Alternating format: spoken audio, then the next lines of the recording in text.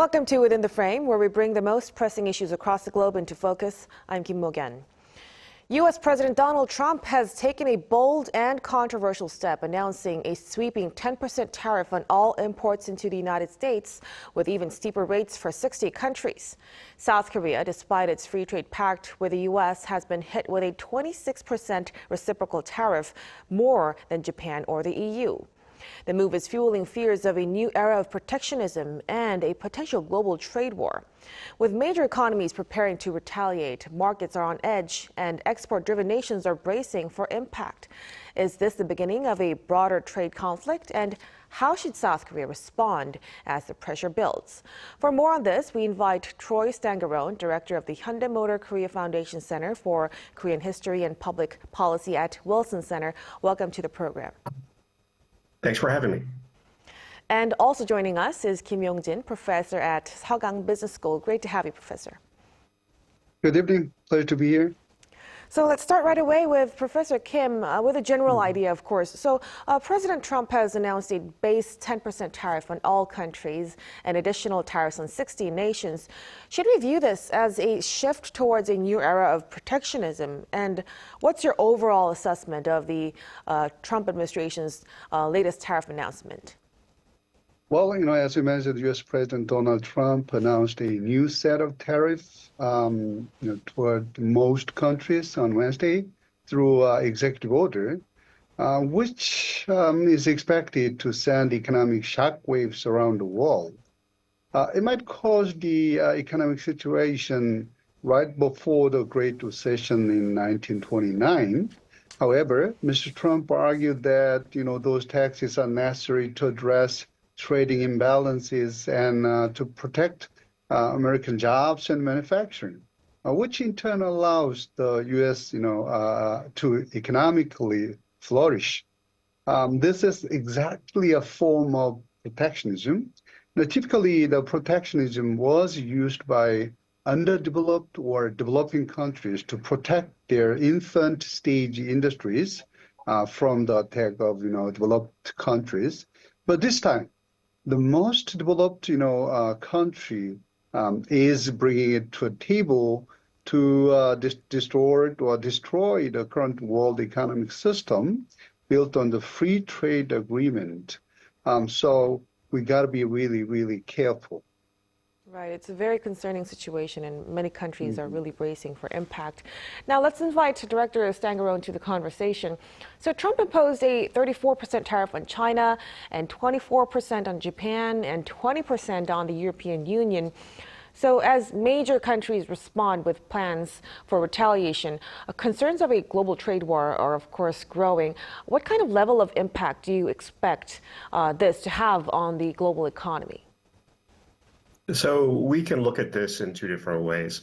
One, estimates suggest that based on the tariffs President Trump's put in place, that you will see overall global growth decline by about 0.4%. So you're talking about a significant decline in overall economic activity globally. But if we look at this, specifically the way these tariffs are structured, that there are specific tariffs on autos, steel that are in place, and then this broader reciprocal tariff, which is adjustable based on, one, what a perceived country's tariff levels and non-tariff barriers are, and also based on how they respond to the United States. We could see different reactions depending on which country we're talking about. But either way, because of the global nature of supply chains, Korea, for example, is going to be hit indirectly by tariffs on Mexico, for example. While Mexico was excluded from this, the prior tariffs would hit the Kia Forte, which is exported from Mexico. You have parts for vehicles built in the United States that come from China, and that would impact production in the United States. So this is a very complex situation.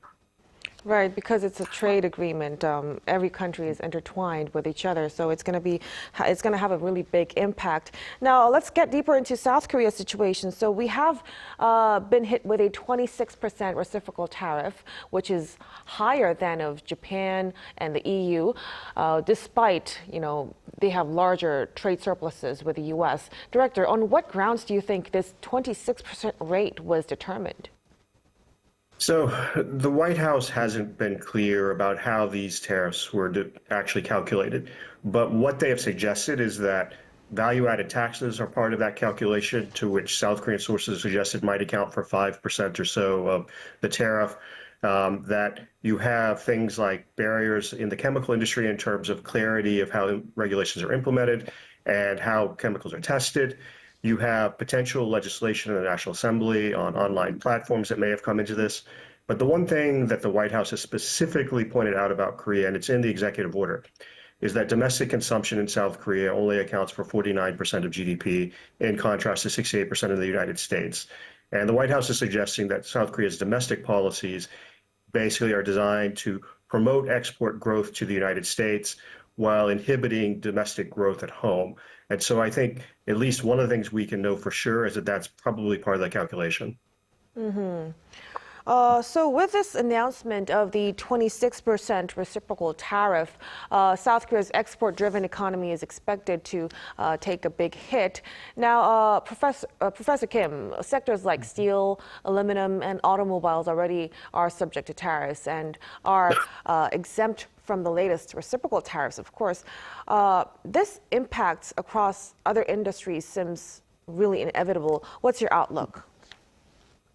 Yeah, I mean, Mr. Trump's baseline and reciprocal tariff plan might be kind of worst case scenario to me, that may disrupt Korea's economic stability and financial markets, as we can see, today in the financial market.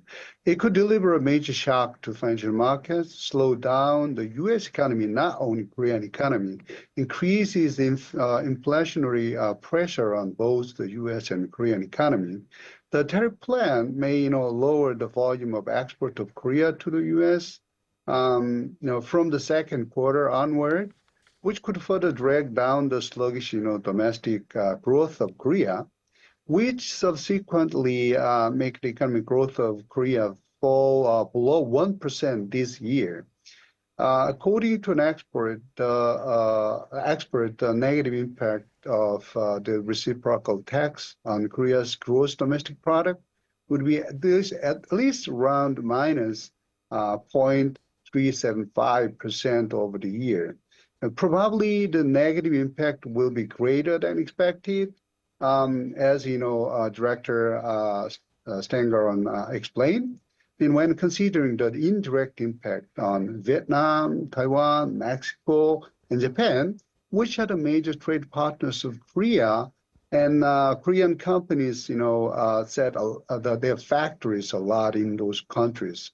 Korean companies, including Hyundai Motors, Samsung Electronics, LG Electronics, and Hanwha, have manufacturing plant in those countries.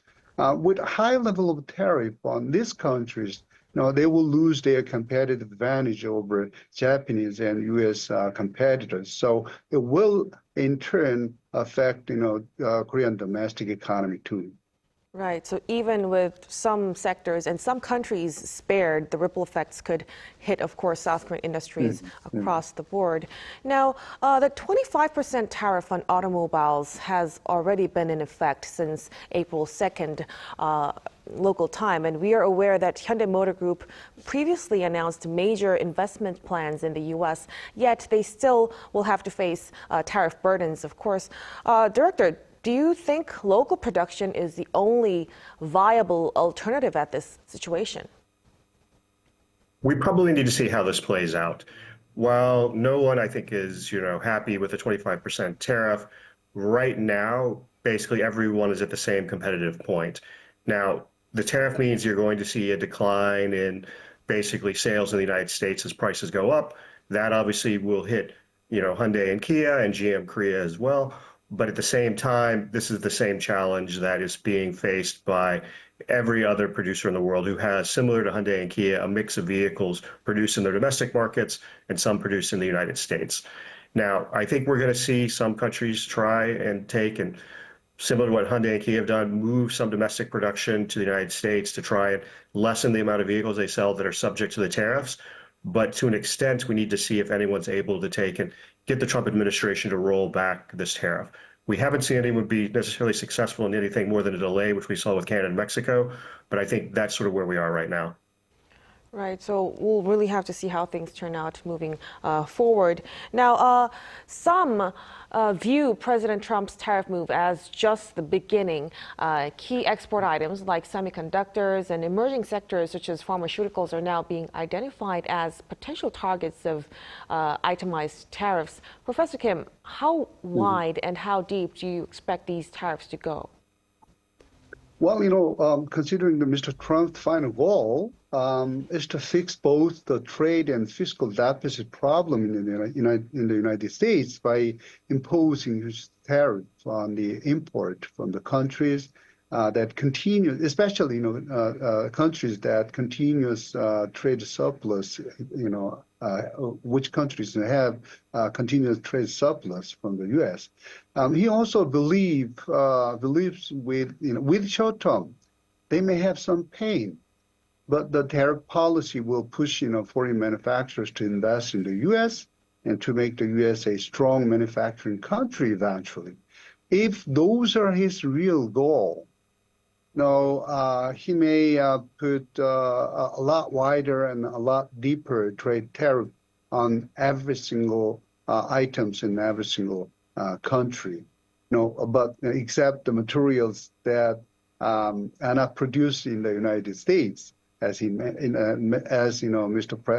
President Trump mentioned, he and his colleagues may share a strong sentiment that the so-called allies like Korea and Japan, Germany, have taken advantage of the goodwill of the U.S.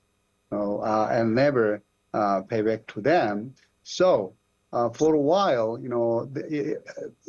they might push this policy of tariffs, I don't know. But we see when inflation comes back. How might he, deal with that? But as long as 6 or 7 months or 1 year, he might push this policy. Right. So if this policy expands to other sectors, then the stakes for Korea and the global economy would get even higher. Now, let's also turn to the impact of the latest decision. There are growing warnings that Trump's tariffs could deal a significant blow not only to trade partners, but also to the U.S. economy, like Professor Kim has mentioned just recently. Director, could the president's tariff policy lead to the U.S. into an economic downturn? And could domestic backlash affect Trump's strategy as well? Well, I think as Professor Kim mentioned, the first issue that we need to deal with is inflation. Right now, we're in a situation to where consumer expectations of inflation have gone up significantly. They have risen to 6%, which is higher than they've been probably in about a year or so. And it would undermine a lot of the progress that had been made in getting inflation down in the United States. But there are other indicators that suggest that we could be heading towards a recession as well. And even beyond that, the stock market hasn't opened in the United States yet.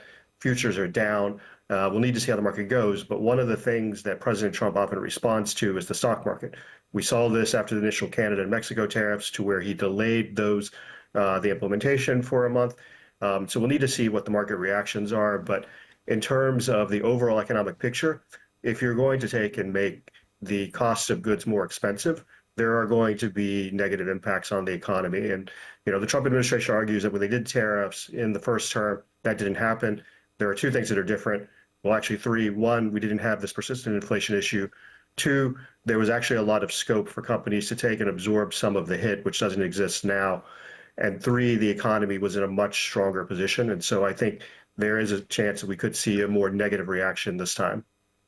So we'll really have to see how it affects the situation in the United States. But looking at a slightly brighter side, since President Trump hinted at post-announcement negotiations, some people view these steep tariff levels as kind of an opening bid. Director, is it reasonable to expect a sharp reduction in tariffs depending on how future negotiations would unfold with the Trump government?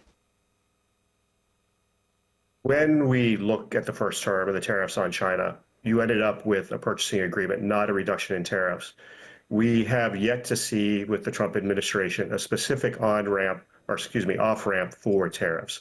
That doesn't mean they don't necessarily do that. The executive order makes explicit that countries that retaliate will see higher tariffs and that countries that align their policies with the United States will see lower tariffs. But we'll need to see if there are deals to be made. And I think when we look at deals, there'll need to be more specifics. Prime Minister Ishiba put a lot of effort into trying to woo President Trump and essentially ended up with the same tariff rate that South Korea did, even if just slightly less. We've seen also SoftBank made a $100 billion pledge in the U.S. market, and that doesn't seem to have really gotten any ground for Japan. So I think going forward, it's going to be important to be specific, that certain investments lead to specific reductions or that certain changes in policies lead to specific reductions rather than efforts at goodwill and the hope that that will take and lead to a lower tariff rate. Right, so future negotiations would definitely be crucial. Now, as country-specific tariffs are set to go in effect starting April 9th, the South Korean government has pledged to focus, of course, on negotiations. Professor Kim, what kind of negotiation cards does South Korea have in dealing with the United States as of now? Well, anyway, it will be, very painful for Korea to just take 26% of reciprocal, tariff. Today, South Korea's, acting president Han Duck-soo called for talks with the U.S. officials to protect the export-reliant economy from the impact of U.S. tariff and ordered emergent support measures for businesses. Well, this is for, domestic economy, right? When Korean delegation meet with the U.S. officials, they may discuss the formula for the reciprocal tariff that took into account a variety of factors that can put U.S. product at a disadvantage, like regulatory requirement, environmental reviews, differences in consumption tax rate, and currency manipulations. So they may want to explain the exact statistics about the factors. However, I don't think that will work. So Korean government need to prepare some measures, including the lift of banning the 30 months limit for beef import, further for agriculture product import, and more import of natural gases, so on and so forth. What I mean by this is that like, Director Stangarone, we agreed a lot of things. Korean government need to be very, very specific in items and numbers about which, the U.S. is concerned. Right, so this seems to highlight President Trump's transactional approach, and we need to focus on the give and take, of course. Now, Professor Kim, the reciprocal tariff measures have led to some to assess that the Korea-U.S. free trade agreement is effectively nullified. Korea may now be forced into talks on a new agreement. So if South Korea enters renegotiations, what conditions might the U.S. demand, and how should we respond? Yeah, I mean, it's quite, difficult. I don't know what's in mind of Mr. Trump. But anyway, the U.S. may ask more import of agricultural food and energy, so which Korean government may want to accept. And the U.S. may want Korea to take more cost in defense, and which Korea also need to take. Korea may want to cut the tariffs on automobile, steel, aluminum, and semiconductor while it promote more investment in the U.S. However, these are not the fundamental approach. While I like to, propose a bold approach, I think Korea need to strengthen the relationship with China and Japan to deal with the tariff together. Actually, last Sunday, China, Japan, and Korea held their first economic dialogue in 5 years, and sought to facilitate regional trade as the Asian big exporters are facing the threat of the U.S. President Donald Trump tariff. At the same time, what they can do is that Japan and Korea may import semiconductor raw materials from China more. And China may purchase cheap product, from Japan and Korea. Well, this kind of relationship may provoke the Trump administration. May make the Trump administration angry.